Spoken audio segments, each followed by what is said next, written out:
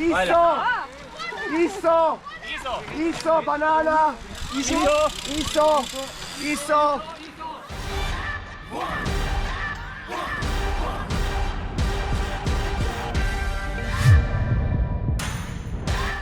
Lepo pozdravljeni v podcastu Sprint, ki ga pripravljamo s proteini.si. Moje ime je Matej Zaler, sem rekreativni kolesar z občasnimi izleti v kakšne neumnosti kolesarske. Z menoj pa odlična gosta, Jani Brajkovič.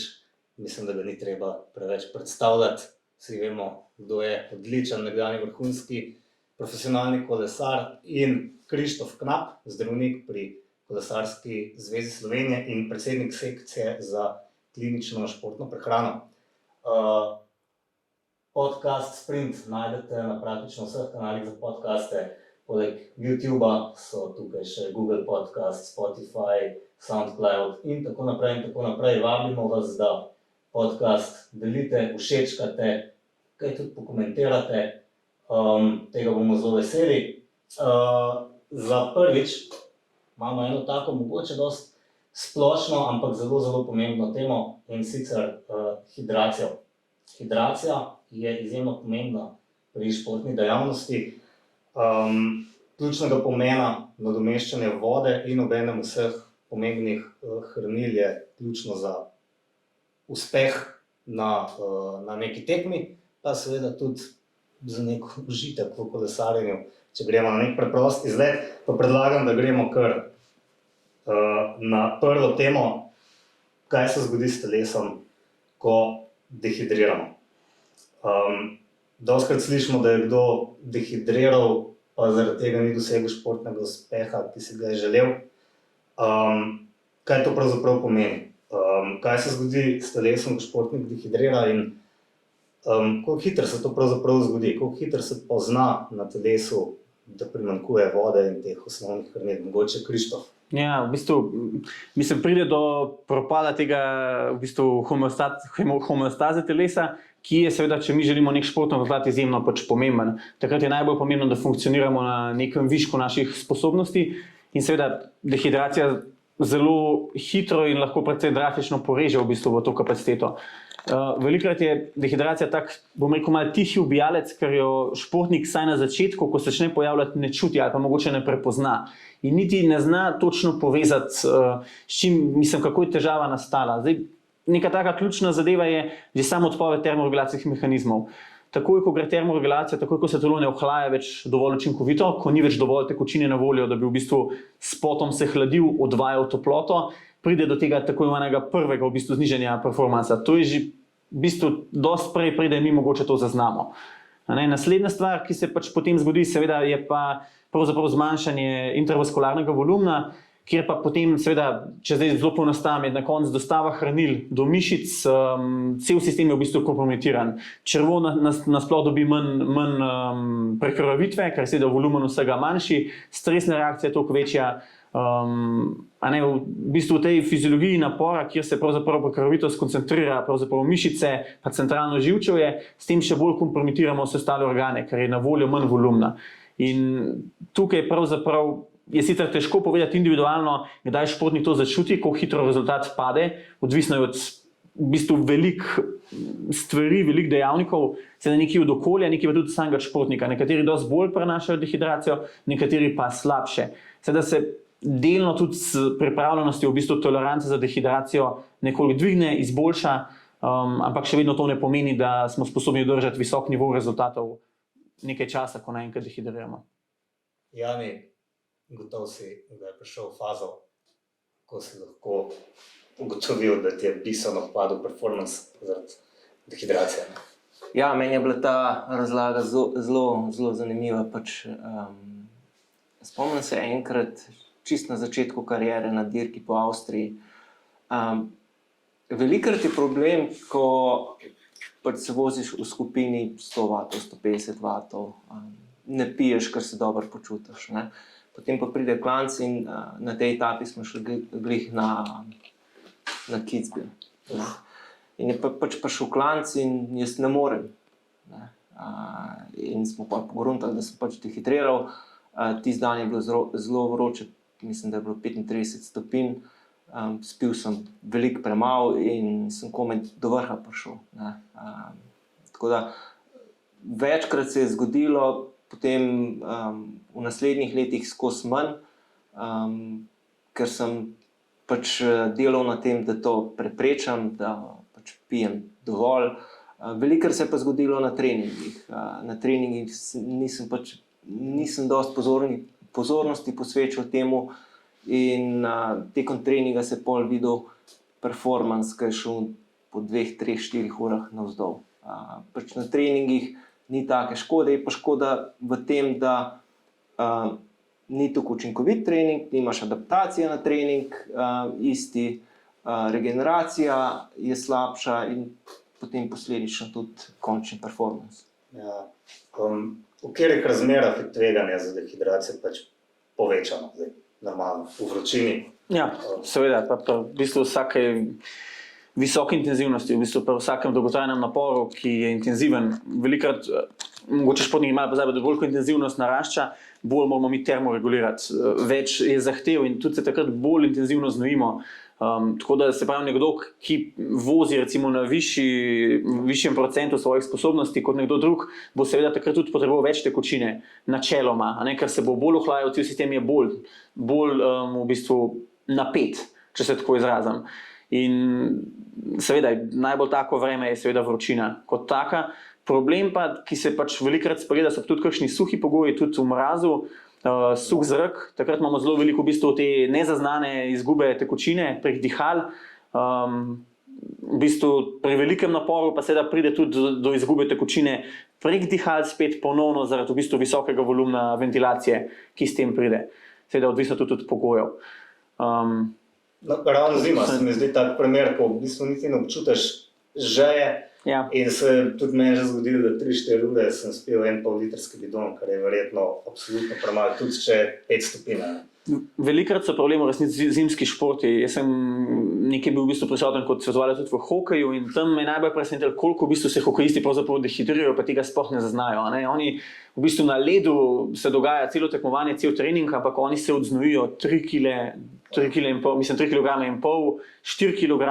In zdaj, ko to ne začnemo nadomeščati, prej Jani super omenil, ta poglablja se, nekaj je ta kratkoročni učinek dehidracije, nekaj pa potem srednjo do dolgoročni učinek dehidracije, ki nam vpliva, se pravi, če to zdaj nek turnirski sistem v hokeju. Če mi prenašamo dehidracijo iz dneva v dan, bo seveda naša kapaciteta iz dneva v dan manjša.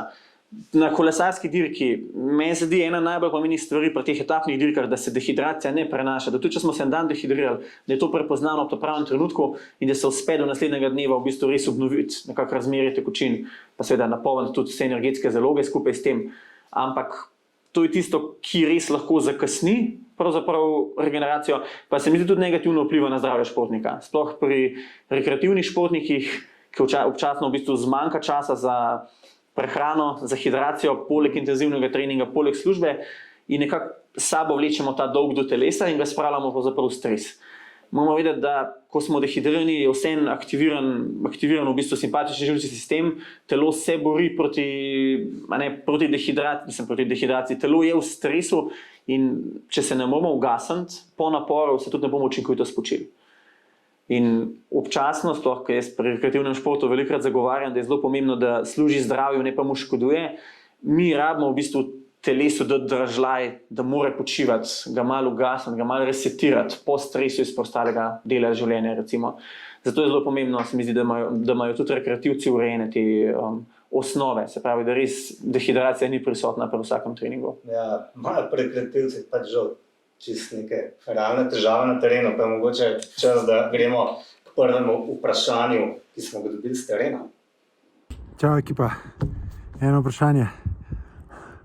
Spenjem se na Valter 2000, 1500 višincev. Na sredini mi začne zmanjkovati vode, bilo je bolj vroče, kot sem mislil. Kaj je optimalno? Ne najdem ne gostilne, ne najdem ne izvira. Naj spijem vodo pač dokar je in se pač hidriram, ali pijem po požirkih, da pač sem počas malo dehidriran vse do vrha. Zgleda, da je to precej podoben problem kot recimo v dirki. Si v skupini, priješ do okrepčevalne postaje, veš, da če to dobro skupino spustiš, boš precej izgubil, ne se vseeno ustaviš, verjetno se ne boš, a ne pol piješ vodo po požirkih, ali spiješ, dokler pač je. Thanks za odgovor. Ja, Simon je tukaj že malo slabo zgledal, da se strinjamo. V bistvu je bila škoda že do določene mere narejena in zdaj jo v bistvu omejuje. Ja, dobro vprašanje v resnici. Zdaj me zanima, kakšno bo Janjo praktičen odgovor s terena, kako bi se lotil tega. Zdaj, če gre to za nek trening, bi jaz poskušal znižati intenzivnost, pa se peljati gor karkoli pač počasi se da, se pravi samo prelesti do vrha. Pa mogoče res piti po požirkih, bolj v smislu tega, da saj osvežujemo usta, damo telesu saj občutek, da neke tekočine je na voljo. Čisto mogoče bolj psihološko, da malo psihološko manjši stres naredimo. Kaj bi pa ti naredil, Jani? Kako bi se s tem spopadal? Ja, kaj sem jaz naredil? Ne vem, če sem imel kdaj take primere, da mi je zmanjkalo vode, ker pa mi je zmanjkovalo, sem bil pa zelo racionalen s tem. Kdaj pijem, zakaj pijem, pa seveda tudi kako se peljem. Ne? Če vem, da nimam zalog, grem počas, da preživim. Ja. Pa lahko mogoče s kakšnim gelom rešimo zadevo, ali samo še stanje poslabšane. Delno, če je gel, kompozicija gela tudi taka, da vsebuje tudi nekaj elektrolitov, pa recimo, če govorimo o vodi, lahko delno zadevo rešimo tako, da bomo več te vode dejansko zadržali, absorbirali. Tako da delno bi to lahko rešili zadevo. Je pa seveda gravidno z hidratijo tudi fueling skupaj skozi, tako da mislim, da gel tukaj kot sam ne bi škodil. Je pa včasih tudi vprašanje, če nam zmanjka vode, imamo samo gel, ki ni izotoničen, včasih to malo težko spraviti dolno, čisto v praksi. Čisto strinjam. Mogoče gremo kar na drugo temo, kako se izogniti dehidraciji. Prvo je hidracija pred aktivnostjo. Mogoče že prejšnji dan, že prej si se te teme dotaknil, ko treba pravočasno jo prepoznati in potem zadevo reševati za naslednji dan, recimo na etapni dirki.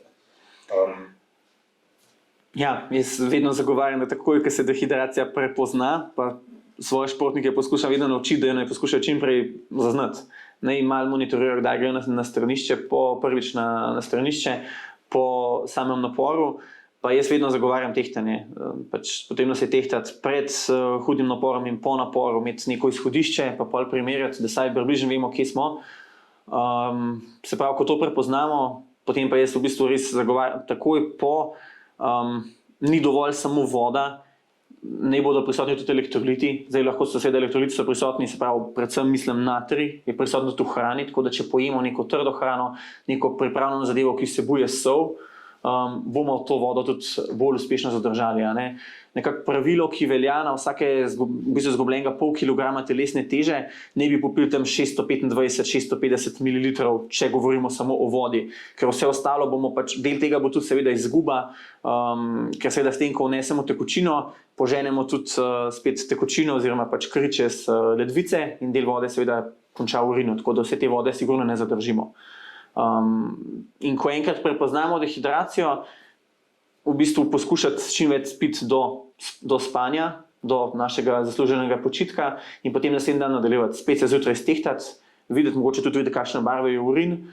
Zdaj na nekem najvišjem nivoju se potem meri seveda tudi specifično gravitacijsko težo urina, pa se z tega dobi tudi vseeno neko objektiven podatek, pa da neko usmeritev, pa potem poskušati v bistvu spiti dovolj do naslednjega štarta.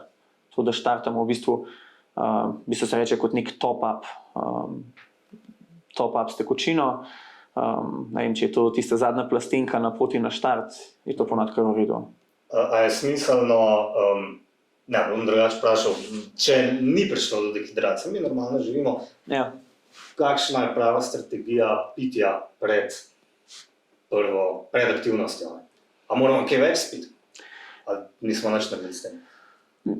Jaz osebno mi se mi zdi najlažje predlagati, da se pač nekaj definitivno pije že pred samim štartom, ker če ne drugega lahko malo odložimo začetek pitja na začetku ali pa dalj časa prenesemo dejansko tekočino, s katero smo štartali, naprej v dirko. Zdaj, na profesionalnem nivoju včasih to, mislim, ponavadi to na dirki ne bi smel biti problem, ker je veliko ukrepnih postaj, vodo se da dobi tudi z spremljevalnega vozila.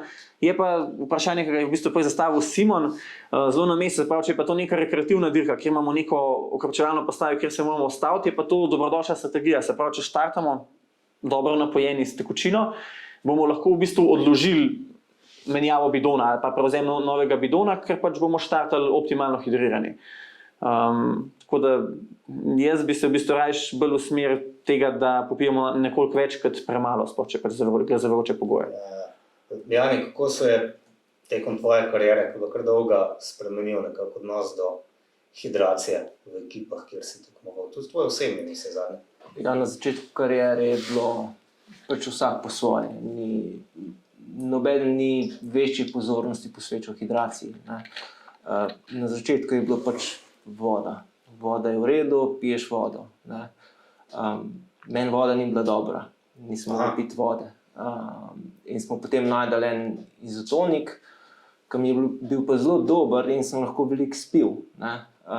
Tako da to je delovalo. Sam problem je bil pa v tem, da jaz pred dirko in po dirki nisem pil. Ne. In sem že štartal verjetno vsako dirko, vsako etapo v minusu. Ne. Zdaj, če so to take etape, da niso zahtevne, pa da ne zgubiš toliko tekočine, je to v redu. Če pa to 3-tedenska dirka, pa se dogaja z dneva na dan, imaš pa problem. Ne. Potem, okoli leta 2010-2011, je pa prišel en Američan, Alan Lim, in je začel pač uvajati elektrolite, pa prehydration je bilo, ne vem koliko, mislim, da je bilo okoli 3 grama natrija pred dirko, liter pa pol, da si to spil, da si bil pač hiperhidriran. In nekatere stvari so kar dobro delovale tam. Ne. Sem pol spet, kaj delaš doma, kaj delaš, ker dirka je, recimo, če ti dirkaš 80 dni ali pa 70 dni na leto, ne, ti vse ostalo treniraš. In če nimaš na treningu tega urejenega, je tudi velika možnost, da boš delal napake na dirki, pa tudi sam performance ne more biti na vrhuncu.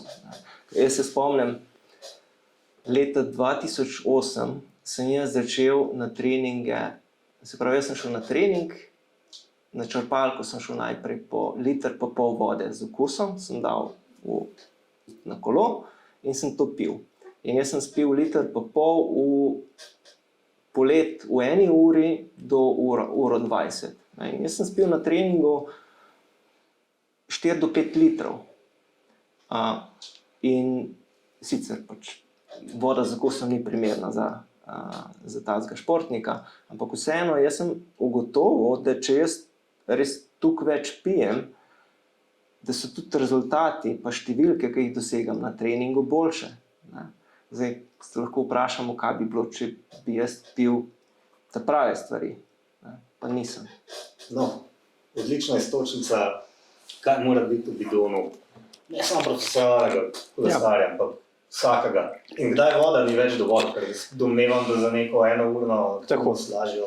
Bi se najbolj lotil tega, kdaj voda ni več dovolj. Zdaj, pomembno je, da smo štartali spet res optimalno hidrirani, ker se mi zdi, da se polnenačba malo spremeni, ampak neka osnovna priporočila so, da napor do 1 ure načeloma ne zahteva nadomeščanja drugega razen vode. Čim je pa pač aktivnost daljša od 1 ure, potem pa pač fino, da posežemo po nekem izotoničnem napitku, ko se komercialno v bistvu reče, večina ljudi prepozna, kaj pravzaprav izotonični napitek je, ampak pravzaprav za nekem napitku, ki vsebuje v osnovi, se pravi, ki je po strukturi podoben telesnim tekočinam, oziroma enak, po sami se pravi vsebuje elektrolite in seveda dovolj sladkorja, se pravi ogljikovih hidratov kot takih. Zdaj, kakšna je ta formulacija sladkorja, to je zdaj se seveda spreminja, potem odvisno od izdelka ali pa pač namena, ampak načeloma je to glukoza. In pa seveda zadosti elektrolitov, predvsem poudarek je na natriju, da to vodo tudi zadržimo v telesu. Tako da to je en tak zelo osnoven, enostaven recept, ki pa tudi v praksi zelo dobro deluje.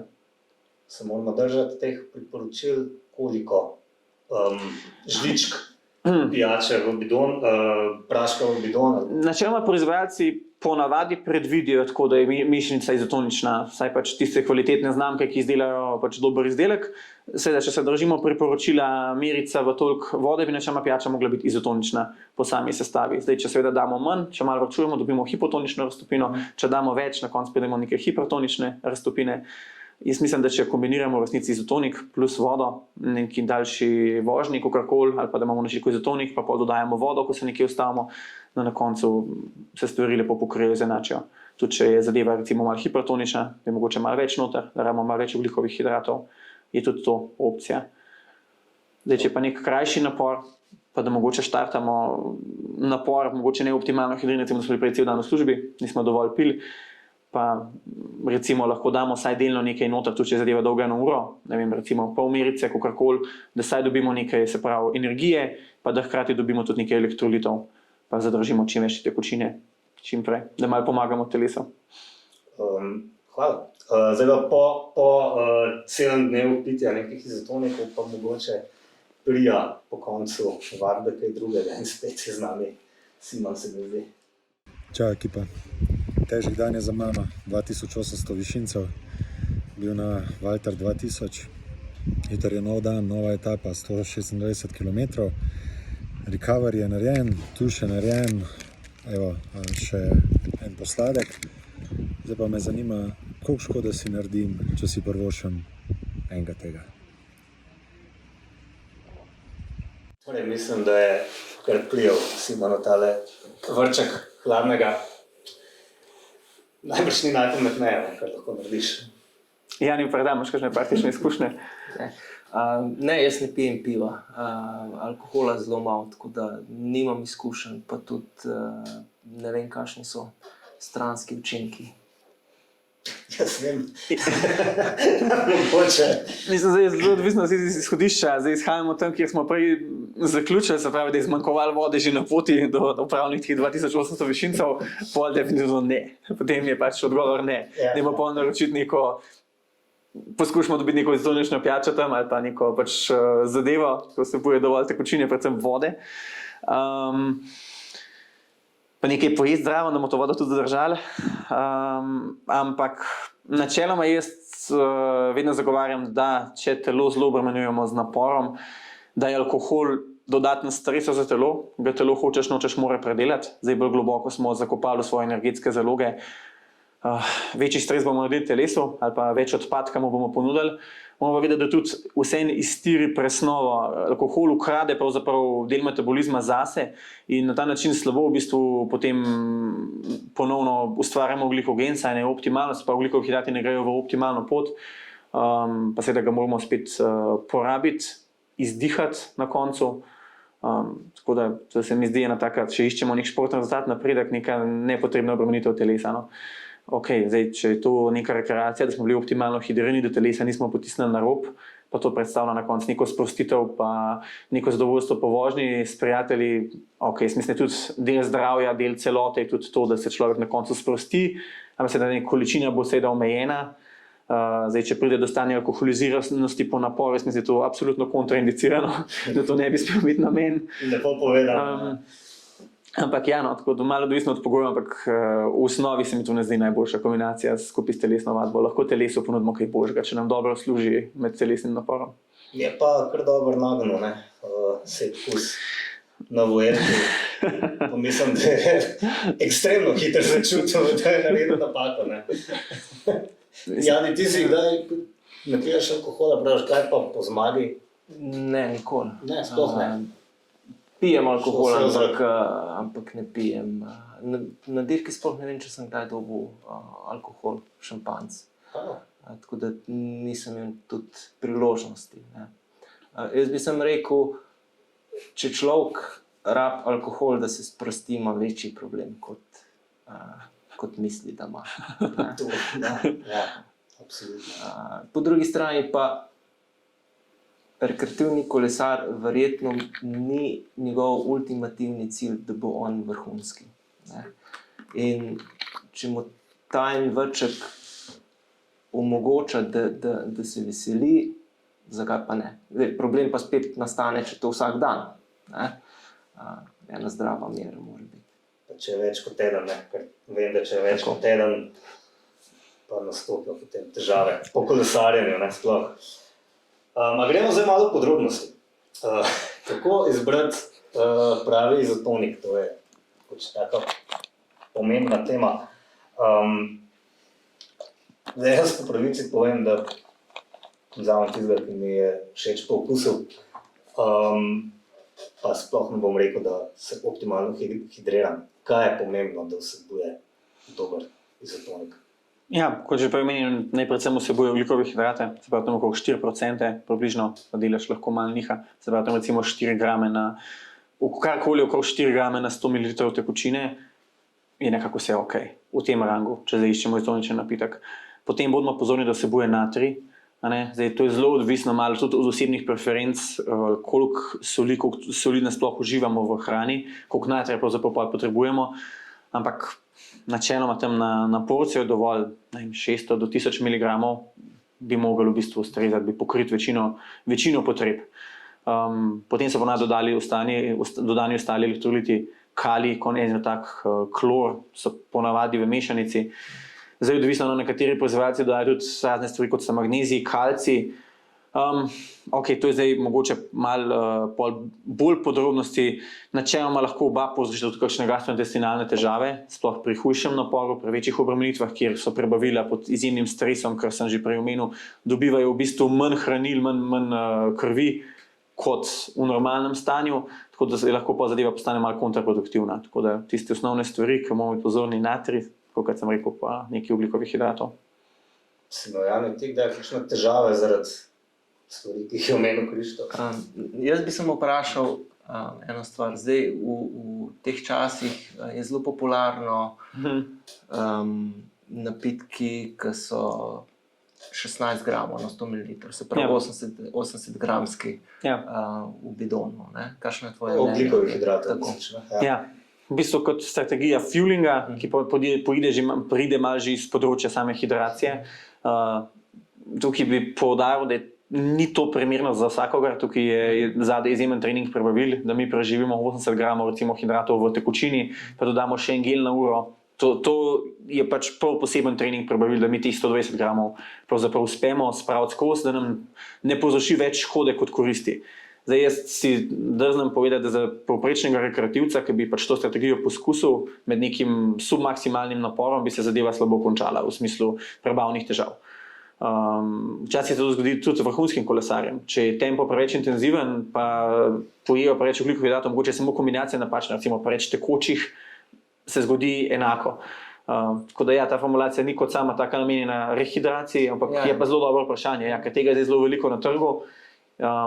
Ja, če potrebujemo kalorije, kar jaz mislim, da seveda jih potrebujemo v intenzivni vadbi, je to seveda primerno. So pa, v bistvu sem opazil, da pa ni veliko tendence, da bi se dodajali elektrolite v te napitke. Saj večina proizvajalcev ne dodaja, naredi samo kot fueling napitek in to ni potem več klasičen izotonik, ki ga uporabljamo za rehidracijo, pa bolj za refueling, se pravi za prehransko podporo v bistvu. Pa domače povedano, to je potem hrana, ne toliko napitek. Tako, energetska, tekoča hrana.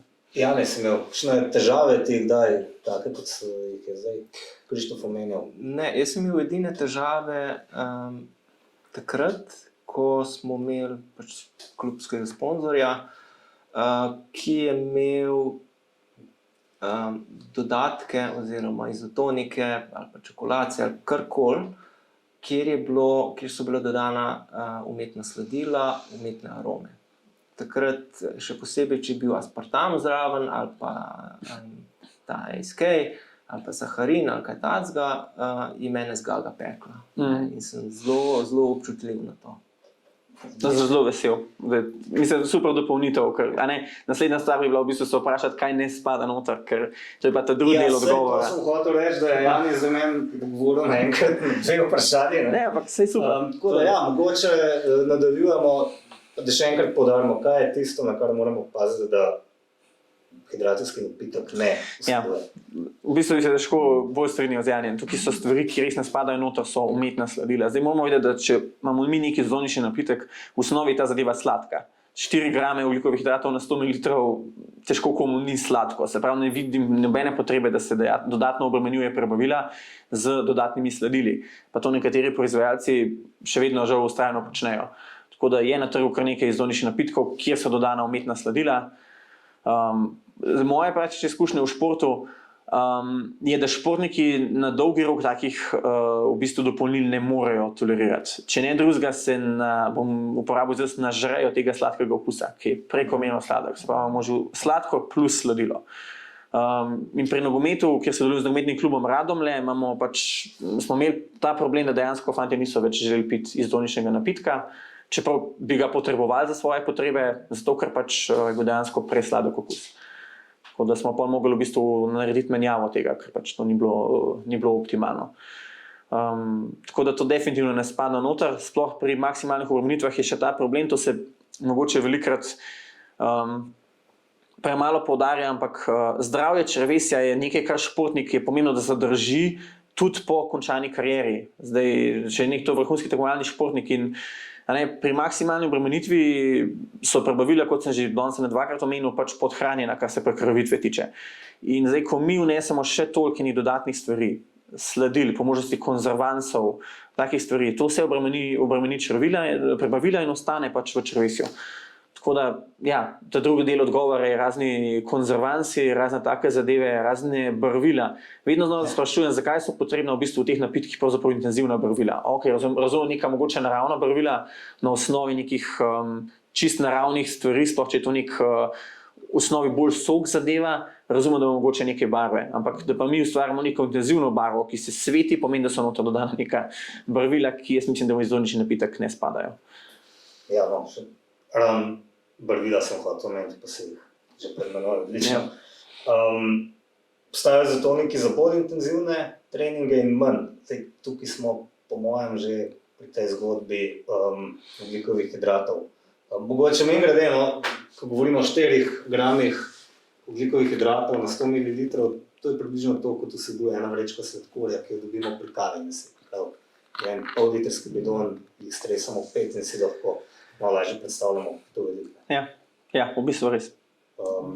Ja, pa če gremo mogoče zdaj na te različne vrste izotonikov, napitkov za bolj intenzivne oziroma daljše vožnje. Mislim, pol pridemo iz samega izraza izotonik, pa pridemo v bistvu do izraza, kot sem prej rekla, v bistvu prehranska podpora v bistvu vadbi, predvsem na temelju ugljikovih hidratov, a ne seveda v raztopini. In tukaj potem pridejo razne mešanice. Zdaj v zadnjih letih je bil tukaj narejen kar preboj naprej, v smislu tega, da so ugotovili, da mi imamo omejeno kapaciteto, koliko lahko iz prebavil absorbiramo. Ta kapaciteta se spremeni seveda tudi med naporom, je dodatno zmanjšana. Zato je ta trening prebavil, se pravi, da mi jemo redno med treningom oziroma uživamo sladko tekočino toliko pomemben, pa postopoma dvigujemo intenzivno z vnosom. In so v bistvu v zadnjih letih ugotovili, da kombinacija glukoze in fruktoze, ki zaseda različne transporterje v črevesju, oba sladkorja, omogoča dosti večji prevzem sladkorjev iz črevesja. Zato je lahko sladkorjev v sami raztopini več. Tako da potem so pa proizvajalci začeli dodajati še razne druge stvari s poskusom optimizacije prevzema ali pa premikanja po črevesju. Recimo, ne vem, Jan, si imel že kakšne izkušnje s tem, razne gelirane zadeve, kjer dodajo še malo gela noter, zato da zadeva v bistvu postane malo bolj tako. Mislim, da v prebavilih ni samo tekočina, ampak nastane neka taka kepa. Zato se lahko drugače obrne tudi v zelo slabo smer. Kontra se obrne. Ja, v večini.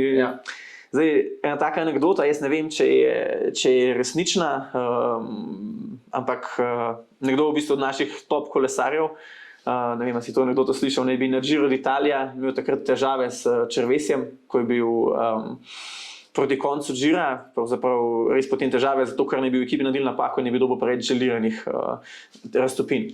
In seveda, ko presežemo določeno število zaužite take tekočine, zadeva lahko seveda pride do driske, do kepe v prebavilih, do napenjanja in potem naenkrat ne moramo več jesti med samo etapo in po etapi. Če imamo mi drisko, tekoče odvajanje, kakršnekoli prebavne težave, se nam sama absorpcija hranil iz črevesja ustavi za preostanek dneva oziroma dokler se prebavila ne umirijo. A to anekdoto si slišal? Ja. Se mislim, da ni skrivnostno. Je bilo v bistvu Primož Roglič, saj jaz sem bil takrat tako obveščen, pa svojem prvem poskusu na Giro d'Italia, to je bilo leta 2019. Ja, 2019. Ne bi se takrat to zgodilo, da je pač bilo malo preveč želirane tekočine. Tako da te šlo marsikaj narobe na tistem Ja. Giru, ampak bi lahko imeli en podcast, mogoče samo o tem, ne. In zdaj smo šli res že v podrobnosti, kaj vse gre lahko narobe in tako naprej. Mogoče za kdaj drugič, še bolj podrobno zadeve spustimo. Zdaj pa bi se zaenkrat zahvalil za res odličen pogled v hidracijo. Marsikaj sem tudi jaz novega izvedel. Upam, da se mi bo kaj prijel, predvsem pa naših poslušalcev in gledalcev. Sem prepričan, da vam je bilo všeč.